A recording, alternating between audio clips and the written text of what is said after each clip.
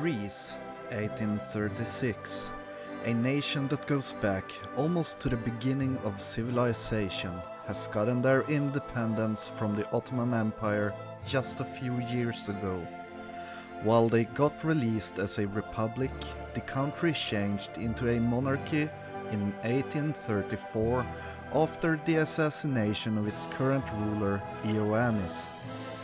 With a small population that was mostly illiterate and the lack of any industrial modernization, Greece was in terms of the world a poor country with little to no influence over any major events.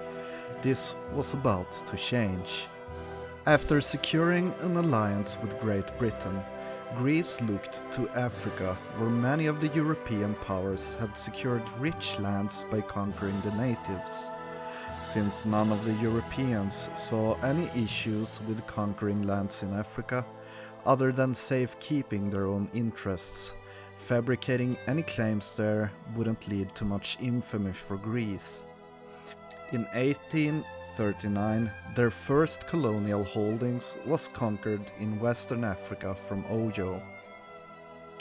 Further conquests continued as colonies were set up in southeastern Africa to secure the rich provinces there filled with gold.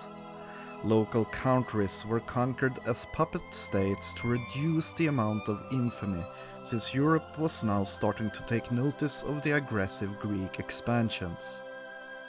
In mainland Greece, Thessalia was returned after an international crisis in 1841. It was, however, lost only 2 years later after an Ottoman invasion. After a decade of peace and stabilizing the country, an attack was now sent to the Spice Islands in Asia. Holding dyes and sulfur would prove vital to the now expanding Greek industries, and Vietnam, with her allies, was attacked for their goods. The wars in Asia continued as Greece expanded their territories there. With more and more of Asia conquered, Greece now had manpower enough to attack the Ottomans, who still held rightful Greek lands. With wars on all fronts, they expanded in Africa and Asia, while a big European war was fought in the Balkans between 1876 to 1878. The war started as a result of another crisis over Thessalia. Great Britain came to the help of Greece versus the Ottomans, Spain and Netherlands. Initially, the war was devastating for Greece, but when the armies of Great Britain arrived, the Ottomans were pushed back, forcing them to cede Greek Kos and Suez to Greece. In the early 1900s, Greece would focus on conquering lands in their mainland. Conquests did continue in the colonies, but the big wars was fought in Europe, where several victories over the now weak Ottomans led to major land gains for Greece. Bulgaria, Serbia and Montenegro was released from the Turks as puppet states of Greece. 1919 was a year of great celebration as Constantinople was conquered from the Turks. From a poor country, Greece had risen into a world power. Great Britain had fallen when she lost most of her colonies from internal struggles, and new countries would now take her throne as the unofficial rulers of the world.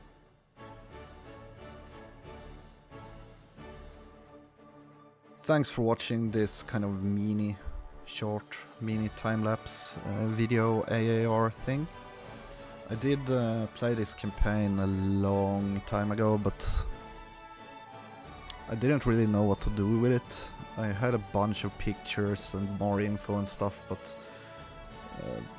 I couldn't really get a good idea on how to put it all together. Also, I got kind of stuck in the new Path of Exile League, where I pretty much spent all of my gaming time available to get some damn wings cosmetics, which I did now. So now I'm gonna go back to some Paradox games. Not sure if I'm gonna try Imperator just yet. I've seen some mixed reactions to it, and I don't want to buy it unless it's at least decent. So maybe Paradox can give it to me for free. That would be cool.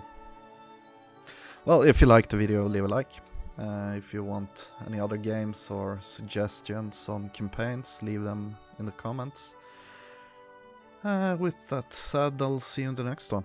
Fullbordad out.